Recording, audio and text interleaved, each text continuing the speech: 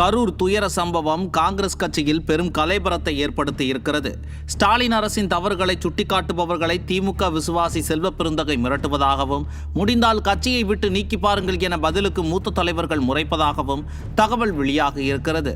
விஜய் மீதான தவறுகளை மட்டும் பேசி அரசின் தவறுகளை மறைக்கக்கூடாது. நேர்மையாக நியாயம் எதுவோ அதை பேச வேண்டும். அரசின் தவறுகளையும் கட்டாயம் சுட்டிக்காட்ட வேண்டும் என்பதே காங்கிரஸில் இருக்கும் மூத்த தலைவர்களின் எதிர்பார்ப்பாக இருக்கிறது. கரூர் சம்பவம் நடந்தது முதல் நடிகர் விஜய் மீதான குற்றச்சாட்டுகளை வீடியோ ஆதாரத்துடன் பேசும் திமுகவினர், மாவட்ட நிர்வாகமும் காவல்துறையும் என்ன செய்து கொண்டிருந்தது என கேட்டால் மட்டும் ஒரு நபர் ஆணையம் விசாரிக்கிறது என சாக்குப்போக்கு சொல்கிறார்கள். இந்த ஒரு நபர் ஆணையம் ஐவாஷ் என எதிர்க்கட்சி தலைவர் கடுமையாக சாடியிருந்தார். இந்த நிலையில் இந்த ஒரு நபர் ஆணையம் சட்டவிரோதமானது என்கிறார் தலைமை செயற்குழு உறுப்பினரும் மூத்த வழக்கறிஞருமான சூரிய பிரகாஷ்.